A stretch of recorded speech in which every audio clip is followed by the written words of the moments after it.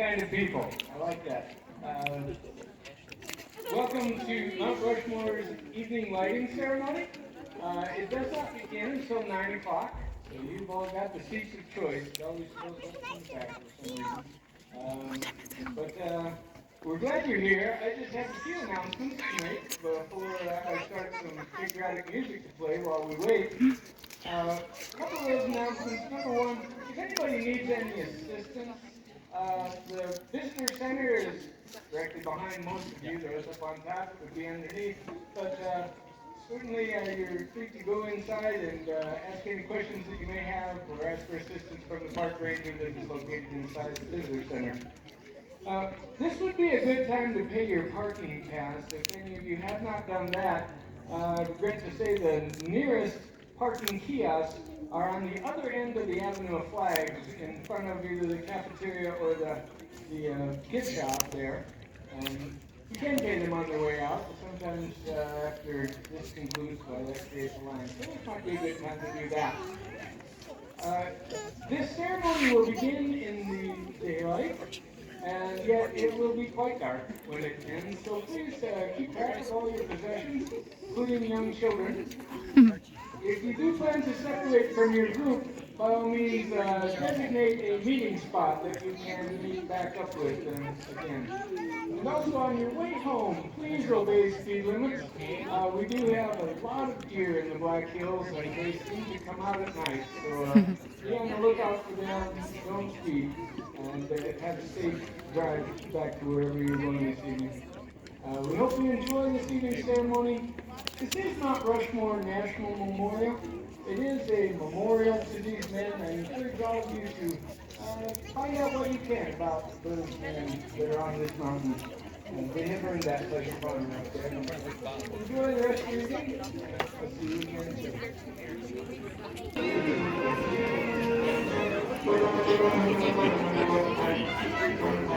Esther, how's your Jefferson ice cream? How's your Jefferson ice cream? It's good?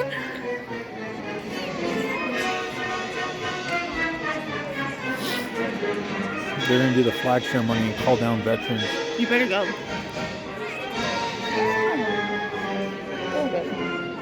It makes your kids really proud when you do such things. It does. But it doesn't make me proud. Nobody cares about me. Esther, your song.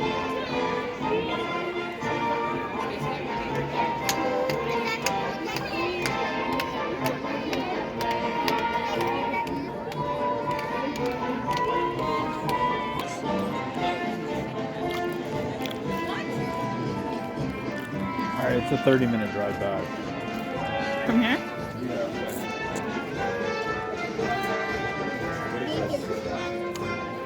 Let's try to get the kids play.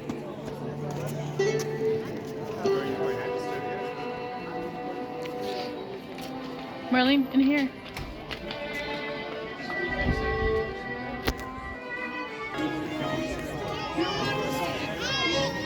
There, knock it off.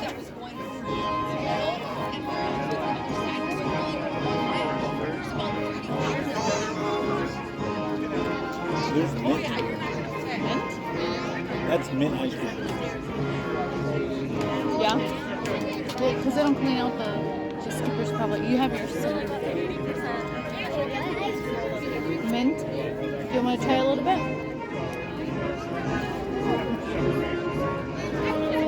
You have some on your nose. Don't eat the boogers. No, don't do that. The one that you got is 68% off.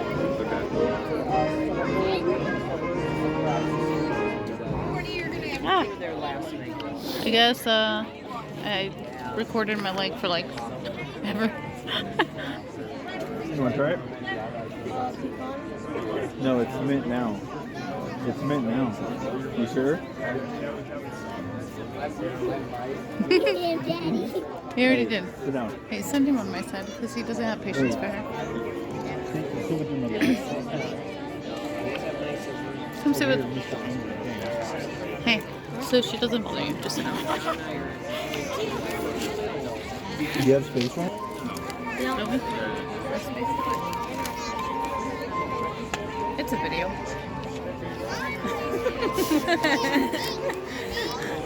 Taking a. No. Only reason I want to sit over there is because it's easier for They're me to supposed to use see. the force Flash electricity. photography. Start this. I know, right? Flash photography hurts the eyes of the faces on the. Ladies and gentlemen, once again, quite a few more this time around than the first time I came out to make announcements. I just want to, again, encourage anyone that needs to pay their parking pass, if this is the time to do it before the show rather than after. The closest kiosks are located in front of the cafeteria or in front of the gift shop. Just to get that out of the way. Also, anyone needing assistance, feel free to talk to the ranger. Yes, finally.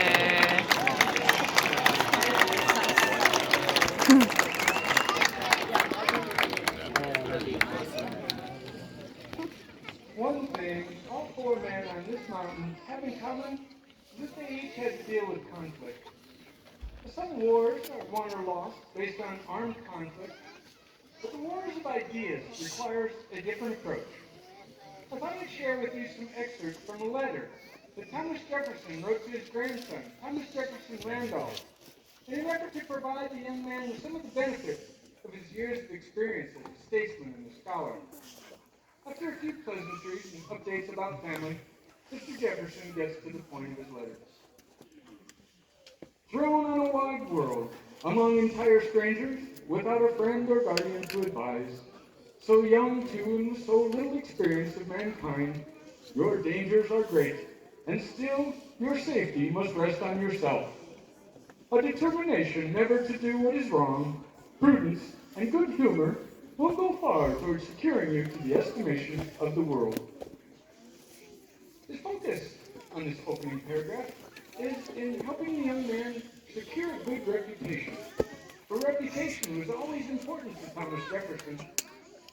When we pause to consider the basic idea of his introduction, that he wishes for his grandson to have a determination never to do what is wrong, prudence, and good humor, we can see that, as in almost all his dealings in government and in life, Mr. Jefferson was a man who endeavored to do what was right.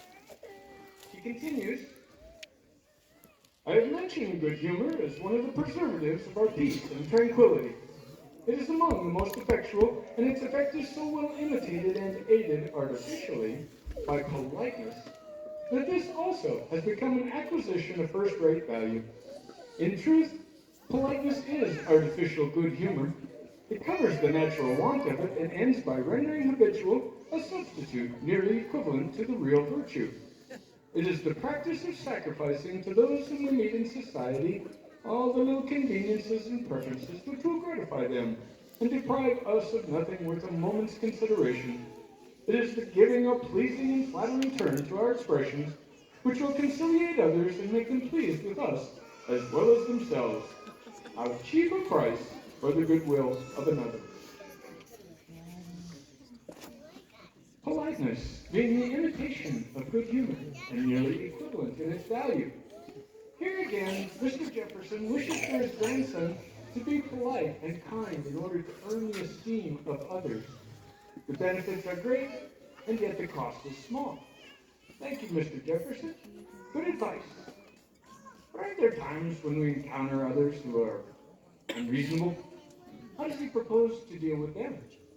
He tells his grandson, in stating prudential rules for our government and society, I must not omit the important one of never entering into dispute or argument with another.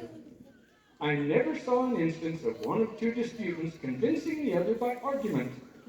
I have seen many, on their getting warm, becoming rude and shooting one another. Conviction is the effect of our own dispassionate reasoning, either in solitude or weighing within ourselves dispassionately what we hear from others, standing uncommitted in argument ourselves. It was one of the rules which, above all others, made Dr. Franklin the most amiable man of society, never to contradict anybody. If he was urged to announce an opinion, he did it rather by asking questions, as if for information, or by suggesting doubts. becoming warm and shooting one another? All too often we hear of arguments escalating into violence, and over what? How often does someone persuade another through the course of an argument? According to Mr. Jefferson, never. Indeed. It's a movie.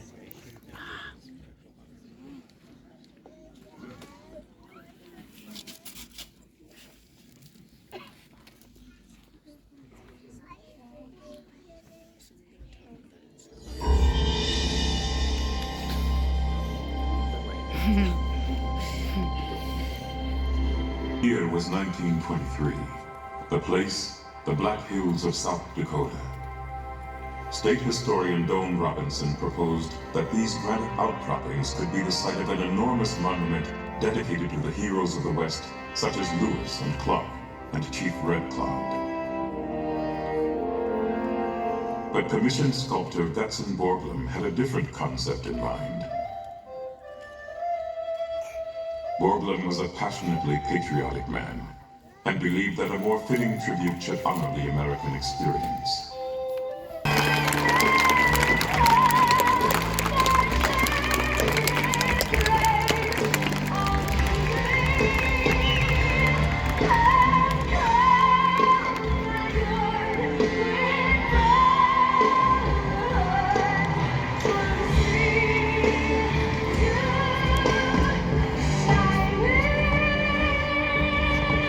We used to be able to do the fireworks. Yeah, I remember.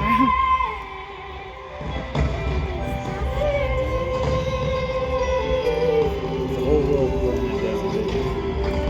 They have imitation fireworks.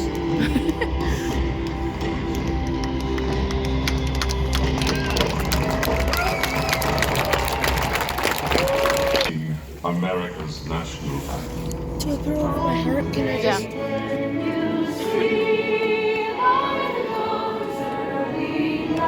Do you want to see it? So proudly we hail at the twilight's last gleaming, whose bright stripes and bright stars through the perilous fight o'er the ramparts we watched were so gallantly streaming, and the rockets' red glare, the bombs bursting in air, gave proof through the night that our flag was still there. Oh, say does that star-spangled banner yet wave for the land of the free and the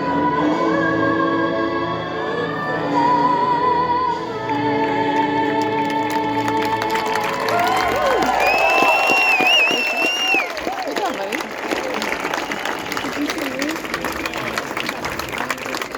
He's not in uniform still, eh?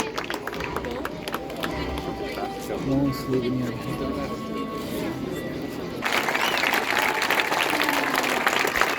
That's your daddy.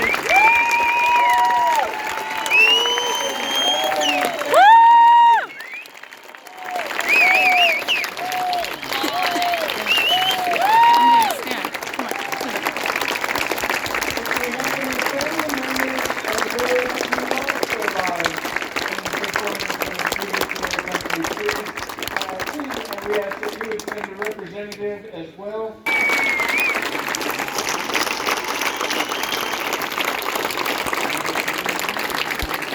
You see Dad? Yeah.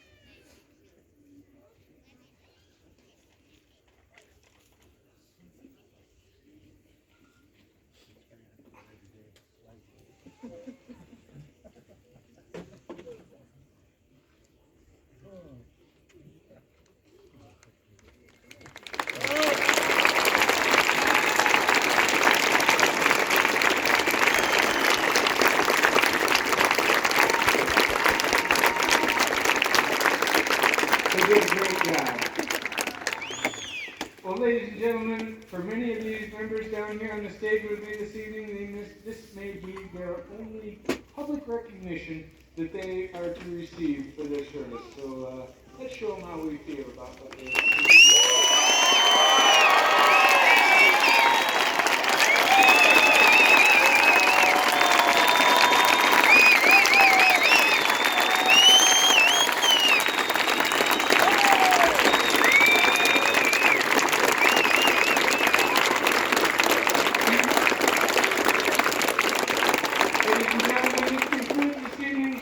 ceremony.